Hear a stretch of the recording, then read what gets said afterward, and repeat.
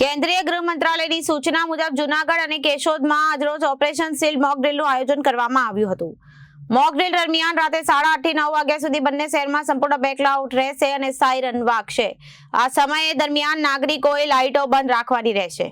કેન્દ્રીય ગૃહ મંત્રાલયની સૂચના મુજબ જૂનાગઢ અને કેશોદમાં આજરોજ ઓપરેશન સીલ મોક ડ્રીલનું આયોજન કરવામાં આવ્યું। મોક ડ્રીલ દરમિયાન રાતે 8:30 થી 9 વાગ્યા સુધી બંને શહેરમાં સંપૂર્ણ બ્લેકઆઉટ રહેશે અને સાયરન વાગશે। આ સમય દરમિયાન નાગરિકોએ લાઇટો બંધ રાખવાની રહેશે અને વાહન ચાલકોએ પોતાના વાહનોની લાઇટો બંધ કરી રસ્તાની સાઈડમાં વાહનો પાર્ક કરવાના રહેશે, જેમાં હોસ્પિટલ, મેડિકલ, એમ્બ્યુલન્સ જેવી ઇમરજન્સી સેવા ચાલુ રહેશે। અને મોક ડ્રીલનો મુખ્ય હેતુ કટોકટીની પરિસ્થિતિમાં લોકો સ્વ બચાવ કરી શકે અને તંત્ર સાથે સહયોગ સાધી શકે તે માટે છે।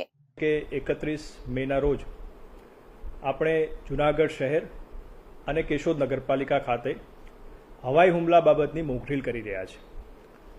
આ મોક ડ્રીલના ભાગરૂપે હું નાગરિકોને આ મોક ડ્રીલમાં જોડાવા માટે ખાસ આહવાન કરું છું।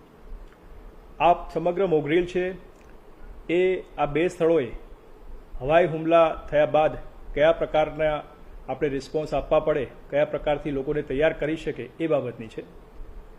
એના માટે એક સ્થળે જાણે કે હવાઈ હુમલો થયો હોય અને પછી જે પરિસ્થિતિ નિર્માણ થઈ હોય અને જે રિસ્પોન્સ આપવો પડે એના માટે સરકારના અલગ અલગ વિભાગો અને નાગરિકોને સાથે રાખીને કાર્યવાહી કરવામાં આવશે। બીજું કે કાલે રાત્રે 8:30 વાગ્યાથી લઈ અને 9 વાગ્યા સુધી આપણે એક બ્લેકઆઉટની પણ મોક ડ્રીલ કરવાના છે। આ માટે 8:30 વાગે જૂનાગઢ શહેરમાં અને કેશોદ નગરપાલિકામાં 2 મિનિટની એક સાયરન પ્રથમ વાગશે। આ પ્રથમ જે 2 મિનિટની સાયરન વાગે એ બતાવે છે કે હવાઈ હુમલો થયો છે।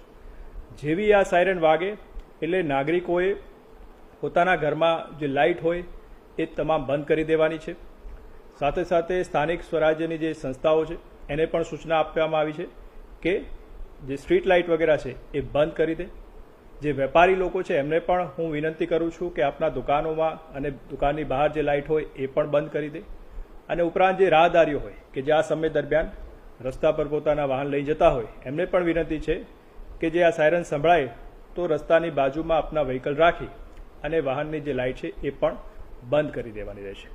Bureau report, Janadesh news, Junagadh.